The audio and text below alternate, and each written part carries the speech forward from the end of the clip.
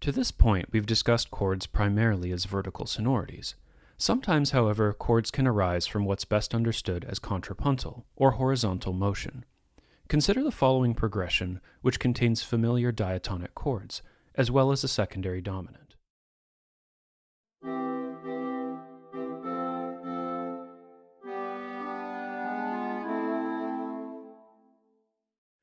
If we alter the melodic line to introduce G sharp on the offbeat, most of us would still consider measure 1 to be an expression of tonic harmony.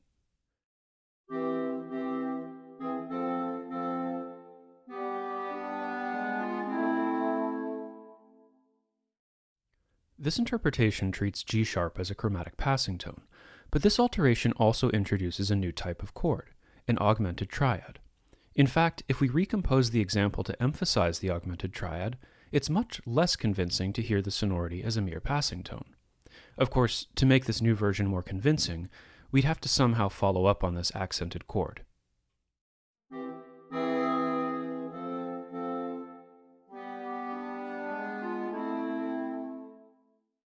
These examples highlight how harmony and counterpoint are really two sides of the same coin. Often we can achieve familiar chord qualities by moving voices parsimoniously, even if they don't represent a traditional harmonic function. These are known as linear chromatic chords. Let's look at a few common examples. Consider the opening measures of Robert Schumann's Humoresque in B flat. The F sharp in the upbeat to measure 1 creates an augmented triad. When the music cadences in measure 4, however, we understand this harmony retrospectively as a chromatic alteration of 1/6. Note how Schumann incorporates this technique as one of the piece's musical ideas. When the music shifts suddenly to G flat through the same common tone technique we already have seen in Schubert's B flat piano sonata, Schumann composes a would-be 1-5-6-1 progression. Instead of leading B flat down to A flat, however, he substitutes A natural, a chromatic neighbor, which results in an augmented triad in place of the traditional dominant.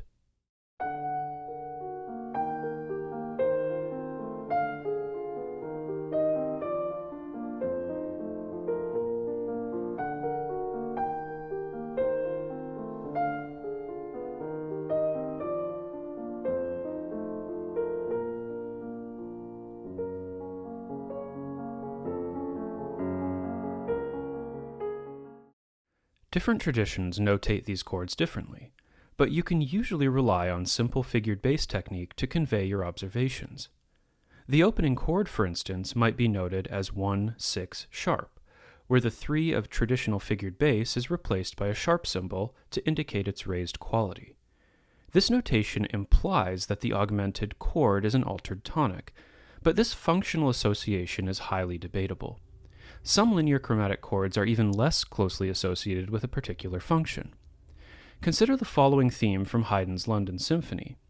The entire passage is supported by progressions that prolong tonic harmony, but the upbeat to measure 3 can't be captured convincingly by a Roman numeral analysis. Taken out of context, the chord looks like a secondary dominant, 7 diminished 4-2 of 3, but it doesn't act like one. The bass of a true 7-4-2 would resolve down by step, and to label this chord as such would misrepresent its function. It is more convincing to interpret this 7th chord sonority as a byproduct of contrapuntal motion, 3 simultaneous neighbor tones over a tonic pedal that create a diminished 7th sonority.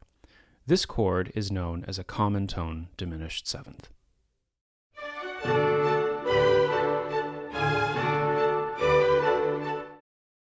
As the Haydn example illustrates, common tone diminished 7th chords typically function as neighbor chords above a sustained root.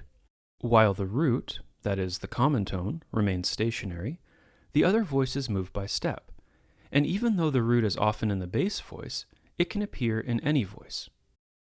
Common tone diminished 7ths can also embellish dominant harmony, as in this example.